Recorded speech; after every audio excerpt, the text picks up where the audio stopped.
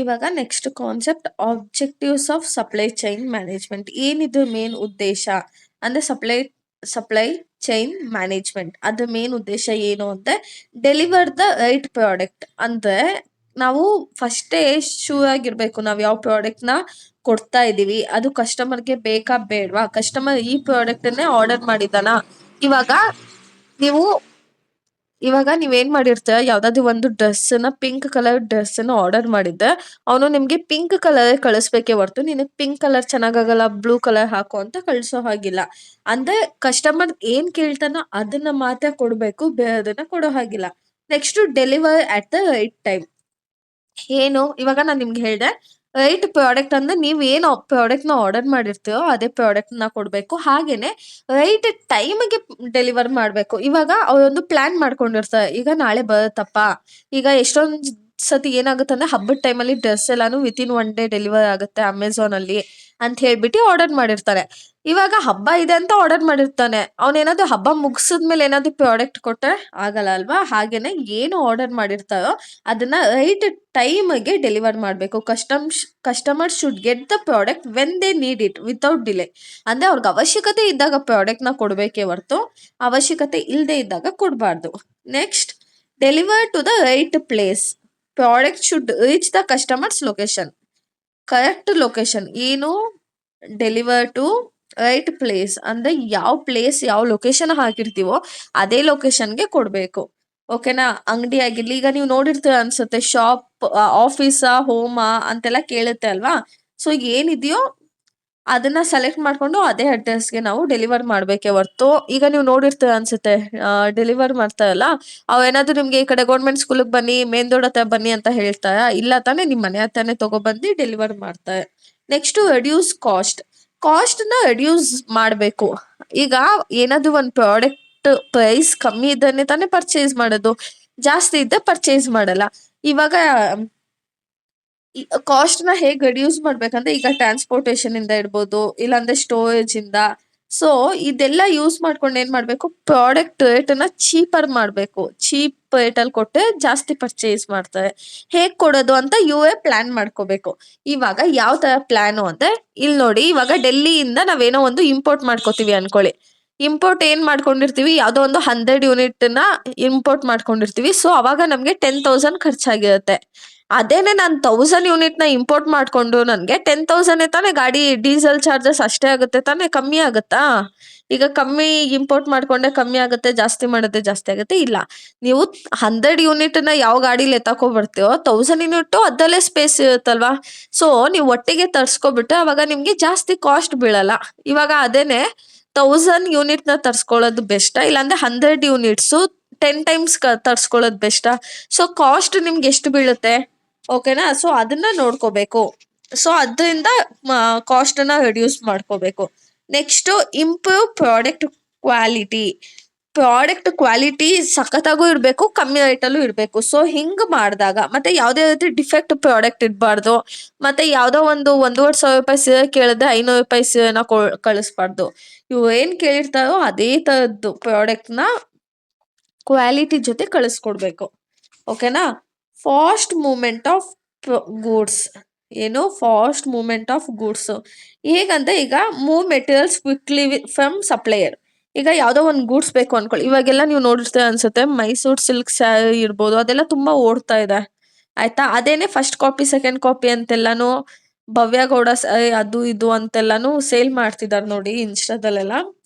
So ಏನ್ ಮಾಡ್ತಾರೆ ಅಂದ್ರೆ ಫಾಸ್ಟ್ ಮೂವ್ಮೆಂಟ್ ಆಫ್ ಗೂಡ್ಸ್. ಇವಾಗ ಏನೋ ಒಂದು ಚೆನ್ನಾಗಿದೆ, ಈಗ ಮುಂಗಾರು ಮಳೆ ಮೂವಿ ರಿಲೀಸ್ ಆದಾಗ ಯಾವ್ದು ಪೂಜಾ ಗಾಂಧಿ ಏನೋ ಒಂದ್ ಸರ ವೈಟ್ ಕಲರ್ ಹಾಕಿರ್ತಾರೆ. ಸೊ ಅವಾಗೆಲ್ಲ ಫುಲ್ ಫೇಮಸ್ ಆಗೋಗಿತ್ತು, ಪೂಜಾ ಗಾಂಧಿ ಸರ ₹100 ತಗೊಳ್ಳಿ ಅಂತ.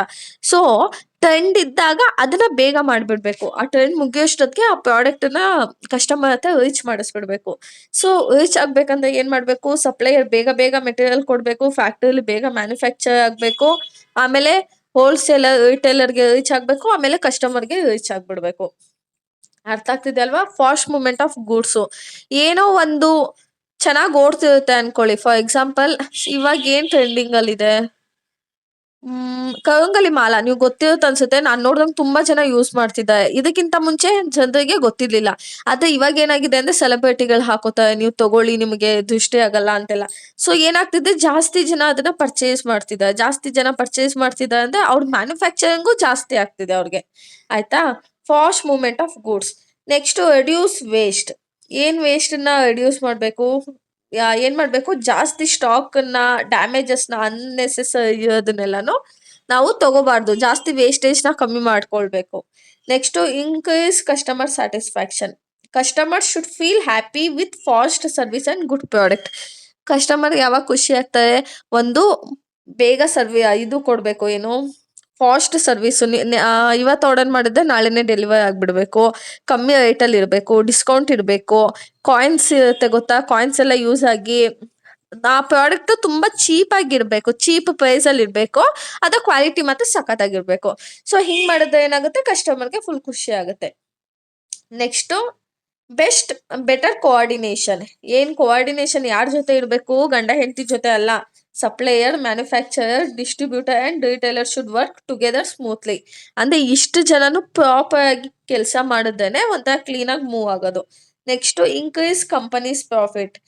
When cost reduce and customers are happy, profit increases. ಏನಾಗುತ್ತೆ, ಕಾಸ್ಟು ಕಮ್ಮಿ ಇದ್ದು ಆಮೇಲೆ ಕಸ್ಟಮರು ಖುಷಿಯಾಗಿ ಜಾಸ್ತಿ ಪರ್ಚೇಸ್ ಮಾಡ್ತಾ ಇದ್ದೆ ಅವಾಗ ಏನಾಗುತ್ತೆ, ಪ್ರಾಫಿಟ್, ಕಂಪನಿ ಪ್ರಾಫಿಟ್ ಏನಾಗುತ್ತೆ, ಇನ್ಕ್ರೀಸ್ ಆಗ್ತಾ ಹೋಗುತ್ತೆ.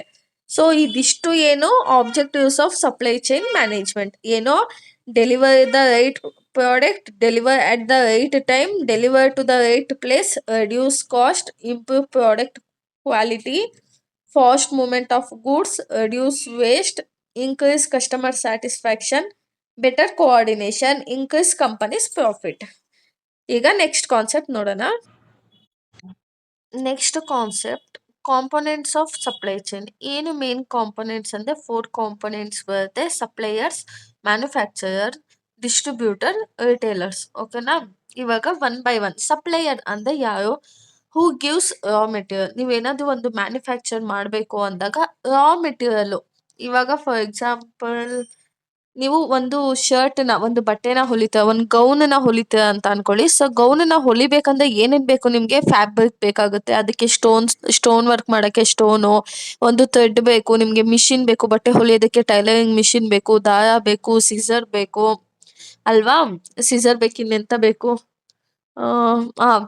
ಇದು ಮಾರ್ಕರ್ ಬೇಕು. ಸೊ ಈ ಐಟಮ್ಸ್ ಎಲ್ಲ ಏನು? Raw materials. ಇದಿದ್ದೇನೆ ನಿಮ್ಗೆ ಒಂದು ಬಟ್ಟೆ ಹೊಲಿಯಕ್ಕಾಗೋದು. ಸೊ ಫಸ್ಟ್ ಸಪ್ಲೈಯರ್ ಕೆಲಸ ಏನ್ ಮಾಡ್ತಾನೆ? ಅವನು ಬೇಸಿಕ್ ಮೆಟೀರಿಯಲ್‌ನ ಪ್ರೊವೈಡ್ ಮಾಡ್ತಾನೆ.